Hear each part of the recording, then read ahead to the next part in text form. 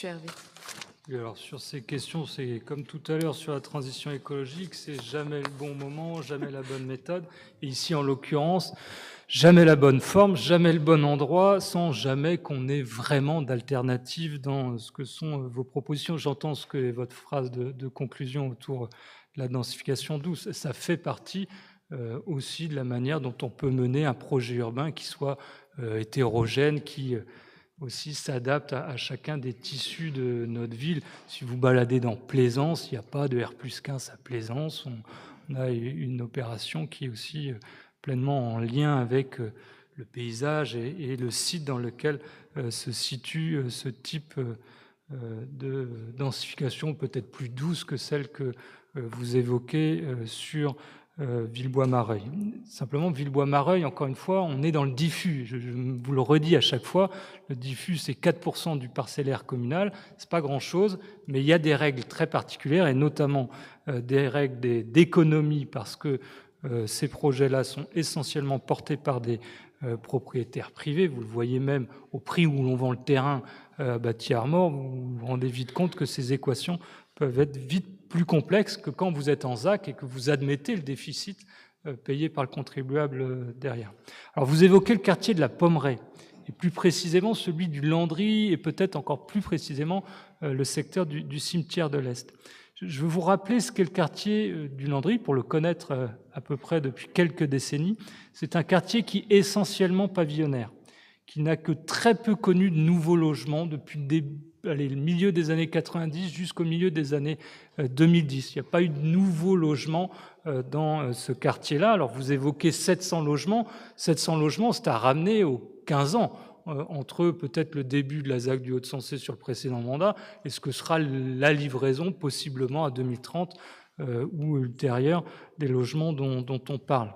Quand vous prenez ces 700 logements sur 15 ans, c'est 50 logements par an pour un quartier qui n'a pas participé à l'accueil des populations pendant près de 20 ans, entre le milieu des années 90 et le milieu des années 2010. Je pense que tout quartier de Rennes doit être l'objet d'une attention quant à l'accueil des populations. Il n'y a pas de quartier réservé, tous ces quartiers doivent participer à l'accueil des populations sur un rythme de 50 par an. Pour ce qui est le quartier de la Pommeraye ou du Landry, ça ne me semble pas excessif, contrairement à ce que vous indiquez.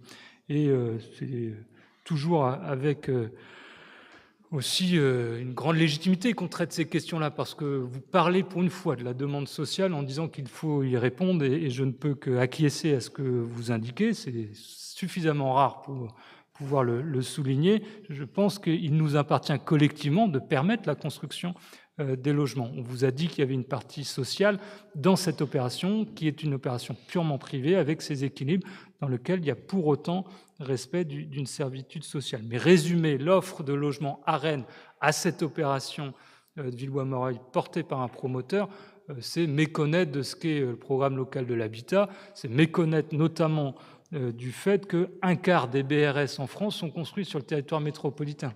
Et quand on parle BRS, je sais que c'est une question qui vous intéresse au premier chef, on traite de la démoyennisation des cœurs de métropole. Et par le BRS, qui est l'offre de logements neufs qui sort le plus aujourd'hui, c'est-à-dire qu'on parle des logements d'investisseurs, sincèrement, aujourd'hui, le marché ne sait plus produire de logements familiaux par les investisseurs, les prix de sortie étant trop chers, les taux sont eux aussi trop élevés, et les coûts de construction ainsi que les coûts de foncier amènent à des équations qui sont difficilement tenables pour les promoteurs immobiliers. Et c'est précisément parce que dans nos opérations d'aménagement, on a d'autres manières de faire en complément de ce diffus qu'on peut aujourd'hui construire une ville qui est accessible à toutes et tous. On travaille le locatif social depuis toujours dans cette ville, 30% de ce qui est produit relève du locatif social. Et puis ensuite, vous avez l'éventail de l'ensemble des baux réels solidaires qui va du BRS 1 au BRS 4, de 2800 € du mètre carré à 4000 € du mètre carré, qui adresse toute cette classe moyenne, dont je rappelle qu'un ménage avec 2 enfants, 2 parents, est éligible jusqu'à 90 000 € de revenus annuels. Donc, quand on touche de telles populations, on touche 80 à 85% des ménages rennais par cette offre-là. Et on est bien en complément de cette opération sur Villebois-Mareuil. J'ajoute aussi, vous évoquez l'investisseur. Je ne veux pas oublier que dans cette ville, par rapport au reste de la métropole, on a une particularité. 65% des logements sont des logements locatifs, contrairement à toutes les autres 42 autres communes de la métropole où la grande majorité sont des propriétaires occupants dans leur logement, plutôt du tissu pavillonnaire avec les croissances qu'on a connues à partir des années 70-80. Pour Rennes, c'est différent. Pourquoi ? Parce que notre sociologie est différente. On accueille des étudiants. Il ne viendrait pas à l'esprit des étudiants d'acheter son propre logement pour y vivre 1 an, 2 ans, 3 ans. De la même manière, quand vous êtes jeune actif, vous arrivez dans la ville-centre, vous profitez d'un certain nombre de commodités, dont les transports en commun, avant ensuite vous projeter vers l'achat d'un bien et de l'accès à la propriété. Donc on a besoin aussi du logement locatif dans le cœur de métropole, et je crois qu'il ne faut pas évincer d'un revers de main ce que sont ces logements investisseurs. Ils ont leur tard, ils ont été peut-être trop accompagnés, il y a eu un certain nombre de modulation de ce qu'a été le Pinel en Bretagne et d'expérimentation pour faire en sorte que les effets pervers de cette défiscalisation évite le plus possible de nous amener à une embolie en termes de construction de logements. On a réussi à réguler ces éléments-là. Pour autant, on aura toujours besoin d'investisseurs et de logements locatifs pour permettre à une bonne partie de notre population d'accéder au logement. Quant aux questions que vous soulevez sur le confort lié aux voies ferrées, je veux vous dire que dans une ville en renouvellement urbain, le faisceau ferroviaire, tel qu'il est présenté dans l'organisation et la composition urbaine de notre ville, on va difficilement pouvoir l'exclure. Et donc, il faut travailler à des technologies qui le permettent.